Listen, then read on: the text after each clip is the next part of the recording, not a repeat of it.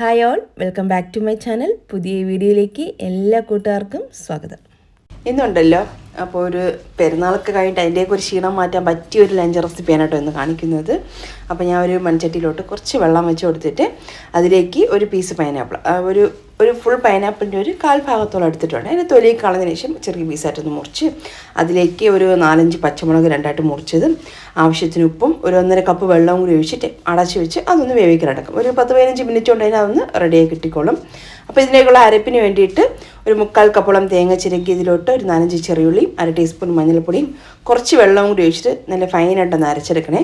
അതുപോലെ തന്നെ ഇത് അരയ്ക്കുന്ന സമയത്ത് നമുക്ക് ഇതിലേക്ക് ആ വേവിച്ച് വെച്ചിട്ടുള്ള പൈനാപ്പിളിൽ നിന്ന് കുറച്ച് നമുക്ക് ഒരു കറിയിലേക്ക് ഇട്ടിട്ട് ബാക്കി ഒരു 6-7 പീസ് ഒന്ന് എടുത്തിട്ട് നന്നായിട്ടൊന്ന് പേസ്റ്റ് ആക്കി എടുക്കാം കേട്ടോ. ഇതിലേക്ക് ഒരു പീസ് ശർക്കര ചേർത്ത് കൊടുക്കുന്നുണ്ട്, പക്ഷേ ഞാൻ ഇത് എടുത്ത് മാറ്റും കേട്ടോ. ഈ പൈനാപ്പിൾ അത്യാവശ്യം നല്ല മധുരം ഉണ്ടായിരുന്നു.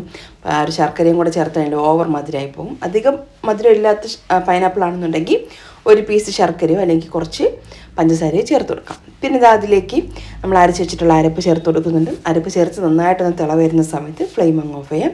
എന്നിട്ട് കുറച്ചൊന്ന് തണുത്ത് വന്നതിന് ശേഷം വേണം നമ്മളിതിലേക്ക് തൈരൊന്ന് മിക്സ് ചെയ്ത് ചേർത്ത് കൊടുക്കാൻ വേണ്ടിയിട്ട്. ഒരു അരപ്പ് അരച്ചെടുത്തിട്ടുള്ള ഒരു മിക്സി ജാറിലേക്ക് തന്നെ ഒരു കപ്പോളം തന്നെ അത്യാവശ്യം പുളിയുള്ള തൈരാണ്. എപ്പോഴും നമ്മൾ ഇങ്ങനെയുള്ള കറികളൊക്കെ വയ്ക്കുന്ന സമയത്ത് പുളിശ്ശേരി ഇങ്ങനെയുള്ള ഐറ്റംസൊക്കെ തയ്യാറാക്കുന്ന സമയത്തുണ്ടല്ലോ എപ്പോഴും പുളിയുള്ള തൈര് പ്രിഫർ ചെയ്യാനായിട്ട് ശ്രദ്ധിക്കണേ. എങ്കിൽ മാത്രമേ ആ ഒരു കറിക്ക് നമ്മൾ വിചാരിക്കുന്ന പോലത്തെ ടേസ്റ്റും ആ ഒരു ഫ്ലേവർക്ക് കിട്ടുള്ളൂ. അപ്പോൾ ആ ഒരു കറി ഒന്ന് തിളച്ച് വന്നിട്ടുണ്ട്. ഫ്ലെയിം ഓഫ് ചെയ്തേ നമ്മൾ നേരത്തെ ഒരു കപ്പോളം നല്ല പുളിയുള്ള തൈര് ഒന്നെടുത്ത് മിക്സിയുടെ ജാറിലേക്ക് മാറ്റി ജസ്റ്റ് ഒന്ന് ബ്ലെൻഡ് ചെയ്തൊന്ന് വെച്ചിട്ടുണ്ട്. അപ്പോൾ ഒരു തിളക്കൊന്ന് അടങ്ങി അതിൻ്റെ ചൂട് ചെറുതായിട്ടൊന്ന് മാറി വരുന്ന സമയത്ത് നമുക്കിത് ഇതിലേക്ക് അടിച്ചു വെച്ചിട്ടുള്ള ഒരു തൈരും കൂടെ ചേർത്ത് കൊടുക്കാം. എന്നിട്ട് നമ്മളെല്ലാം കൂടെ തന്നിട്ട് മിക്സ് ചെയ്തതിന് ശേഷം ഉണ്ടല്ലോ ഉപ്പും പുളിയൊക്കെ പാകമാണെന്ന് നോക്കാം. പുളി കുറവാണെന്നുണ്ടെങ്കിൽ വീണ്ടും ഒരു 1/4 കപ്പോ 1/2 കപ്പോ തൈരും കൂടെ ഒന്ന് ഉടച്ച് ചേർത്ത് കൊടുക്കണേ.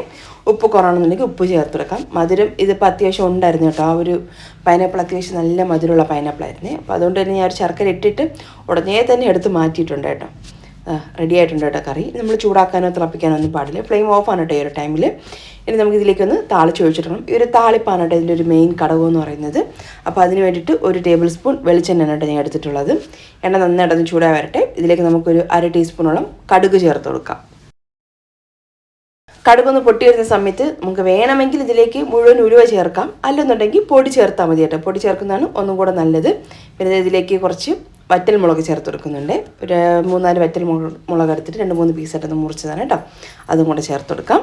പിന്നെ നമുക്ക് ഒരു 1-2 തണ്ട് കറിവേപ്പിലയും കൂടെ ഇതിലേക്ക് ചേർത്ത് കൊടുക്കാം. 2 തണ്ട് കറിവേപ്പിലയും കൂടെ ചേർത്ത് കൊടുക്കാം. ഇനി ഇതിലേക്ക് നമുക്കുണ്ടല്ലോ ഫ്ലെയിം നല്ലോണം കുറച്ച് വെച്ചിട്ട് ഒരു 1/2 ടീസ്പൂണിൻ്റെ അകത്ത് മാത്രം, അതിലേക്ക് ഒരു 1/4 ടീസ്പൂൺ മതിയാകും ഉലുവ വറുത്ത് പൊടിച്ചതും പിന്നെ ഒരു 1/4 ടീസ്പൂൺ തന്നെ കായത്തിൻ്റെ പൊടിയും കൂടെ ചേർത്ത് കൊടുക്കാം.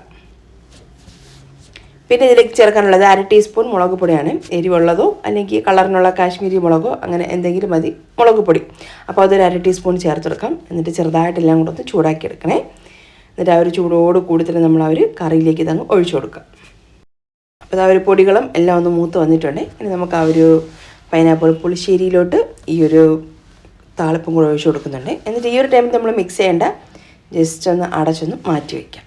നമ്മളെപ്പോഴാണോ നമ്മൾ കഴിക്കുന്ന ആ ഒരു ടൈമിൽ ഒന്ന് എല്ലാം കൂടെ ഒന്ന് മിക്സ് ചെയ്തിട്ട് സെർവ് ചെയ്താൽ മതിയാകും.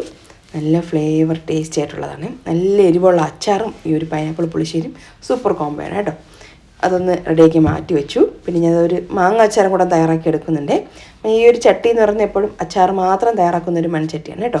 അതൊന്ന് ചൂടാക്കാനായിട്ട് വെച്ചിട്ടുണ്ട്. നന്നായിട്ടൊന്ന് ചൂടാവുന്നതിന് ശേഷം ഇതിലേക്ക് ഒരു ടേബിൾ സ്പൂൺ തന്നെ കടുക് ചേർത്ത് കൊടുക്കുന്നുണ്ട്. പിന്നെ അതിലേക്ക് ഞാനൊരു 1 തൊട്ട് 2 ടേബിൾ സ്പൂൺ വരെ ഉലുവയും കൂടെ ചേർത്ത് കൊടുക്കുന്നുണ്ട്. എന്നിട്ട് നന്നായിട്ടൊന്ന് വറുത്ത് അതൊന്ന് ക്രഷ് ചെയ്ത് വെക്കാം. ഫൈനായിട്ട് അങ്ങ് പൊടിക്കേണ്ട ആവശ്യമില്ല. ക്രഷ് ചെയ്തൊന്ന് മാറ്റി വയ്ക്കണേ. അതൊന്ന് വറുത്ത് അതിൻ്റെ ഒരു സ്മെല്ല് വന്ന് തുടങ്ങുന്ന സമയത്ത് ഞാൻ ഒരു മിക്സി ജാറിലേക്ക് മാറ്റിയിട്ട് ഒന്ന് വെച്ചിട്ടുണ്ട്. ഇനി ആ ഒരു സെയിം ചട്ടിയിലോട്ട് തന്നെ നല്ലെണ്ണ കേട്ടോ ഒഴിച്ചു കൊടുക്കുന്നത്.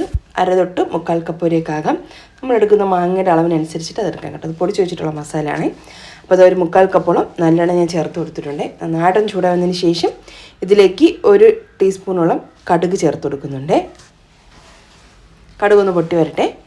ഇനി ഇതിലേക്ക് ഒരു 3-4 വറ്റൽമുളകൊന്ന് 2-3 ആയിട്ടൊക്കെ ഒന്ന് മുറിച്ച് തന്നെ കേട്ടോ. അതും കൂടെ ചേർത്തെടുക്കാം. ചെറിയൊരു കൈപ്പിടി കറിവേപ്പിലയും കൂടെ ചേർത്ത് കൊടുക്കാം. എന്നിട്ട് ഇതെല്ലാം കൂടെ ഒന്ന് മൂത്തൊന്ന് വരുന്ന സമയത്ത് നമുക്കിനി ഇതിലേക്ക് പൊടികൾ ചേർത്തെടുക്കാം. ഫ്ലെയിം നല്ലോണം കുറച്ച് വയ്ക്കണം. എന്നിട്ട് വേണം നമ്മൾ ഈ ഒരു പൊടികൾ ചേർക്കാൻ. ഒരു 3 തൊട്ട് 4 ടേബിൾ സ്പൂൺ വരെ കാശ്മീരി പ്ലസ് നോർമൽ ചില്ലി പൗഡറും ഒരു 1/2 ടീസ്പൂണോളം ഉലുവ വറുത്ത് പൊടിച്ചതും പിന്നെ അതുപോലെ തന്നെ 1 ടീസ്പൂൺ കായത്തിൻ്റെ പൊടിയും കൂടാണ് ഞാൻ ചേർത്ത് കൊടുത്തത്. ഒരു 3 മാങ്ങ കൊണ്ട്, അത്യാവശ്യം വലിപ്പമുള്ള 3 മാങ്ങ കൊണ്ട്. അപ്പുറത്തെ വീട്ടിലെ ചേച്ചി തന്നേനെ കേട്ടോ ഈ ഒരു മാങ്ങ, അവർ വീട്ടിലുള്ളതാണ് കേട്ടോ. അപ്പോൾ ഞാൻ ആ ഒരു മാങ്ങ ഉപ്പും അതുപോലെ തന്നെ കുറച്ച് കാന്താരി മുളകും വിനാഗിരിയും കൂടെ ചേർത്തിട്ടൊന്ന് മിക്സ് ചെയ്ത് വെച്ചതായിരുന്നു കേട്ടോ. അപ്പോൾ അതിൽ നിന്ന് ഇറങ്ങി വന്നിട്ടുള്ള വെള്ളമാണ് ഞാൻ ഇതിലേക്ക് ഒഴിച്ചു കൊടുത്തത്. അത് നമ്മൾ ആ ഒരു പൊടിയിട്ട് ഉടനെ തന്നെ ആ ഒരു വെള്ളം ഒന്ന് ചേർത്ത് കൊടുക്കണേ. അല്ലെങ്കിൽ ഫ്ലെയിം ഓഫ് ചെയ്തിട്ട് ആ ഒരു പൊടികൾ ചേർത്ത് കൊടുത്താൽ മതി. ഇല്ലെങ്കിൽ നല്ലോണം കരിഞ്ഞു പോകും.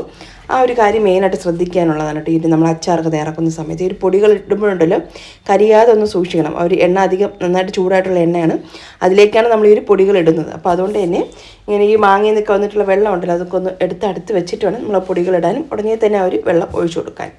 അപ്പോൾ ഞാൻ ഉണ്ടല്ലോ ആ ഒരു പൊടികളിട്ടൊന്ന് മൂത്ത് വരുന്ന സമയത്ത് ഉടനെ തന്നെ ആ ഒരു മാങ്ങയിൽ നിന്നുള്ള ഒരു വെള്ളം കൂടി ഒഴിച്ചിട്ട് ഒന്ന് തിളച്ചൊരു സമയത്ത് ഫ്ലെയിം അങ്ങ് ഓഫ് ചെയ്യും.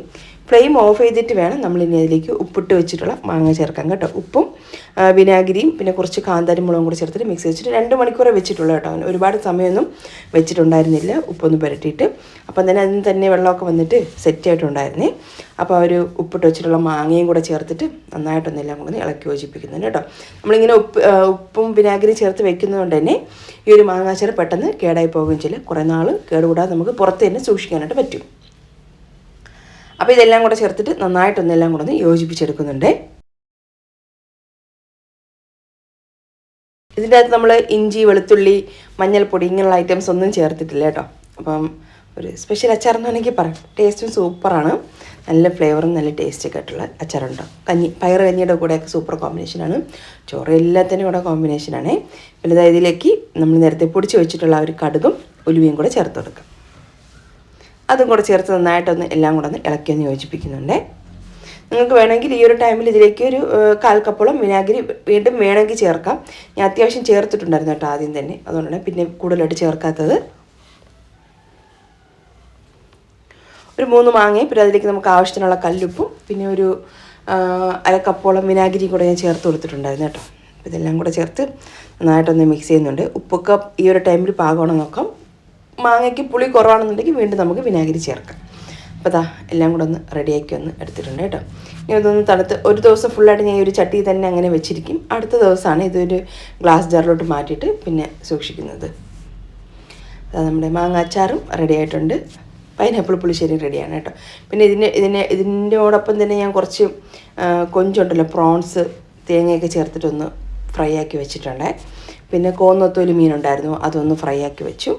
പിന്നെ കറിയായിട്ട് നമ്മൾ ഈ ഒരു ഐറ്റം ഉണ്ട്. പിന്നെ ചാള മീനുണ്ടായിരുന്നു, അത് വെച്ചിട്ടൊരു മുളക് കറിയും പുളിയും മുളകൊന്നും അറിയില്ല ആ ഒരു ടൈപ്പിലുള്ളൊരു കറിയാണ് കേട്ടോ.